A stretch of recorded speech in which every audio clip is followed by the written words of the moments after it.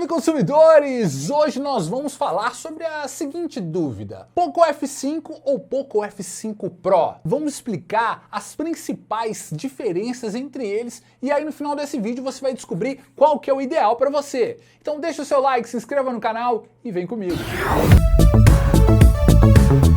F5 e F5 Pro são celulares de uma categoria mais alta. Eles têm muito desempenho e funções que são encontradas somente em tops de linha. A gente separou por tópicos aqui aquelas diferenças que são mais importantes para a gente entender o que o F5 oferece e o que o F5 Pro oferece. E no final desse vídeo, quando você escolher o seu candidato, entre aqui na nossa descrição que tem links para você comprar com segurança. Então bora falar sobre esse comparativo? E para dar o pontapé inicial, vamos de construção e acabamento. Para começar, uma diferença interessante é o peso. O F5 Pro é mais pesado, cerca de 20 gramas a mais do que o F5 normal. O F5 Pro tem cerca de 200 gramas contra 180 do F5 normal. As proteções usadas neles são as mesmas, Gorilla Glass 5 e IP53, que protegem somente contra riscos e poeira.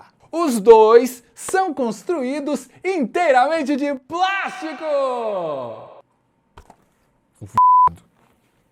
É pra dar entretenimento.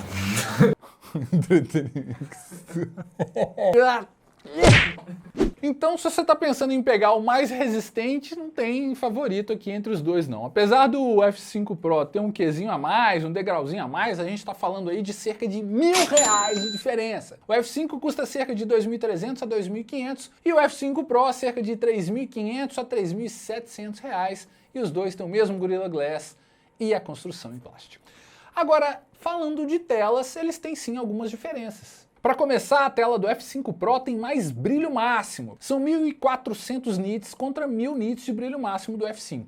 O que acontece? Vai ser mais fácil enxergar a tela do F5 Pro frente à luz do sol, né, do que no F5. Então ele tem mais brilho na tela. Se você usa muito celular em ambientes abertos, isso vai fazer diferença. Falando mais sobre essas diferenças, a tela do F5 tem uma resolução Full HD Plus e a do F5 Pro são 2K, bem mais do que o Full HD. Só para vocês terem uma ideia, no F5 a resolução é 1080 por 2400 e do Pro 1440 por 3200. E não é só isso não, a tela do F5 são somente 395 dpi e a tela do F5 Pro 526 dpi. Que raios é isso, dpi? Eu tô falando de densidade por pixel.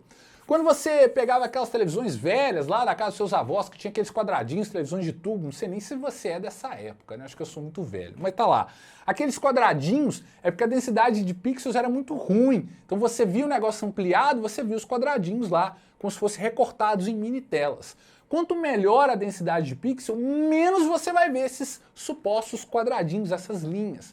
Para traduzir isso aqui é o seguinte: ter uma ótima densidade de pixels significa que a qualidade da imagem será melhor.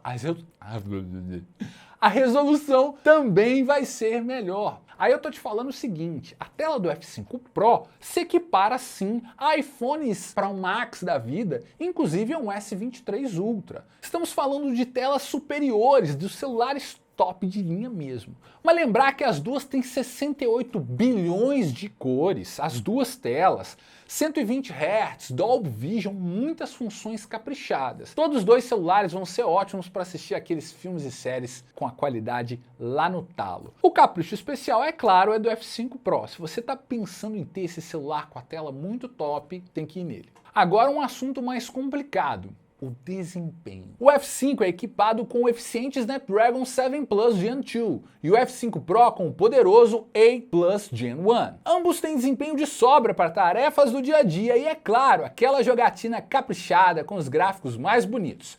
Para completar, eles também têm versões que variam entre 8 e 12 GB de RAM e o F5 Pro tem versões que chegam a ter 512 GB de armazenamento interno. As diferenças de chipset, falando ali tecnicamente sobre potência ou capacidade dele gerar mais frames por segundo ou ser simplesmente mais avançado, não é tão grande assim. Se a gente fosse colocar em números do AnTuTu Benchmark, que é uma plataforma aí que mede o desempenho dos chipsets, a diferença chega a ser aí de cerca de 10 a 15%, a vantagem para o A Plus Gen 1. Só que aí o 7 Plus Gen 2, que é o do F5, tem a fama de esquentar bem menos do que os chipsets que a gente costuma ver por aí. É o seguinte, esse negócio de esquentar é muito relativo. Mesmo o F5 tendo essa fama, se você pegar lá e colocar um Genshin no gráfico no talo, ele vai esquentar sim! A diferença maior é a seguinte, é naquele jogo que você põe os gráficos mais baixos e joga por mais horas. Aí sim,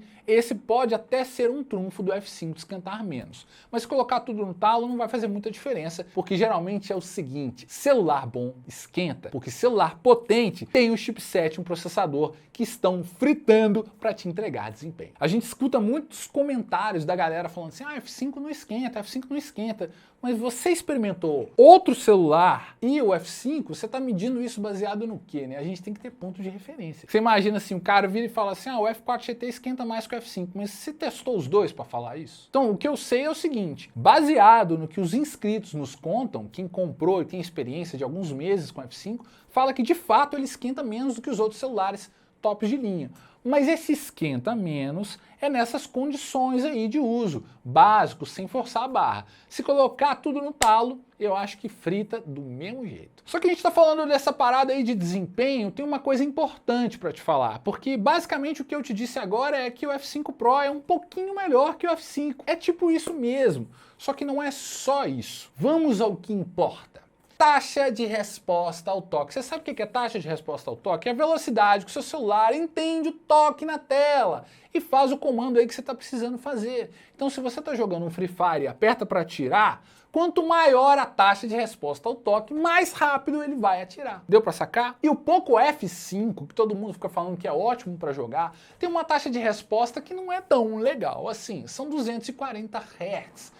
Se você comparar, o F3 e o F4 tinham taxa de 360, o Poco X3 Pro 360 Hz. A maioria dos celulares que não são gamers tem essa taxa de 240 Hz, é exemplo do S22, do S23, até os iPhones, a maioria deles não chega mais de 240 Hz de taxa de resposta ao toque. Bom, como eu falei do Free Fire, eu vou te explicar que essa diferença vai gritar na hora de jogar jogos competitivos. Então Free Fire, Farlight, LoL, Wild Rifts, que mais? COD Mobile, PUBG, não sei se eu esqueci algum. Nesses jogos você vai sentir um pouco mais essa diferença de taxa de resposta ao toque. Mas se você for jogar um jogo de emulador, ou jogos de mundo aberto, RPG, aí não vai fazer tanta diferença assim.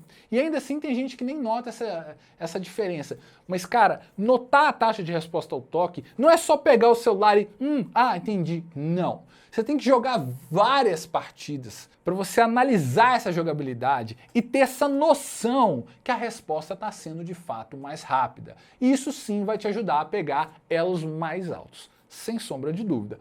Mas eu já pego com o meu Redmi Note 7, eu peguei diamante no LoL. Parabéns! Se você jogar com um celular com alta taxa de resposta ao toque, você vai chegar no diamante mais rápido, vai perder menos partidas. Então, conclusão sobre o desempenho. Se você quer jogar de forma agressiva, pretende alcançar high elos lá, eu tô falando de level... high elos. Eu tô falando de elos altos. Você quer jogar em alto desempenho, quem sabe até transmitir essa tela aí, fazer um streamingzinho, F5 Pro. Agora, você é aquele jogador casual que gosta de jogar, mas não faz essa questão toda, vai no F5 mesmo.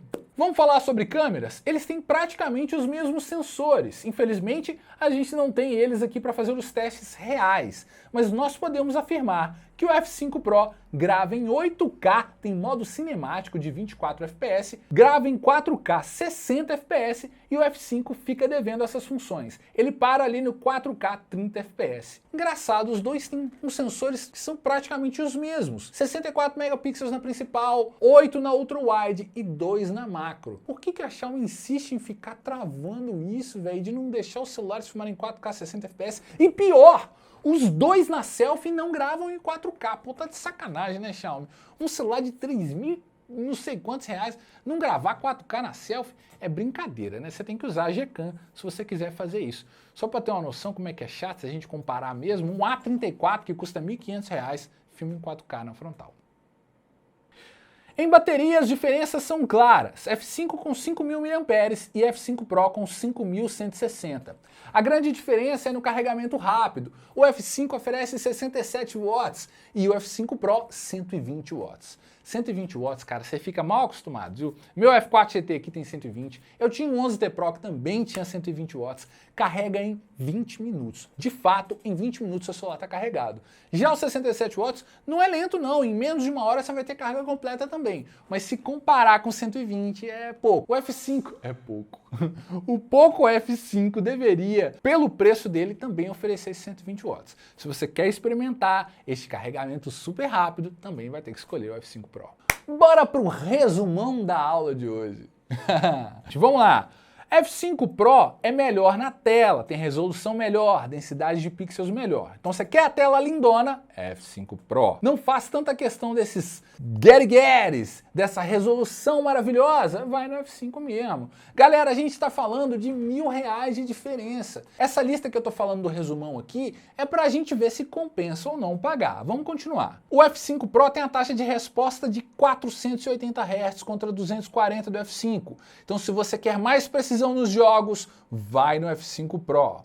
Apesar do desempenho ser bem equilibrado, a gente está falando aí de recursos que são bem melhores para quem joga jogos competitivos. Então se você procura um celular gamer de verdade, F5 Pro. Falando em câmera, se você faz questão de filmar em 4K 60 fps, em 8K 24 fps, só a linha Pro oferece. Se você não tem tantas exigências na câmera, pode ficar tranquilo e ir no F5 normal. Pois é. E aí, valem ou não valem R$ 1.000 essas diferenças aí entre o F5 e o F5 Pro? Se você tiver na dúvida, não tem problema não, tá? A gente tá aqui para te ajudar, deixa aqui nos comentários. Tem link para você comprar os dois com segurança aqui na descrição se você já decidiu.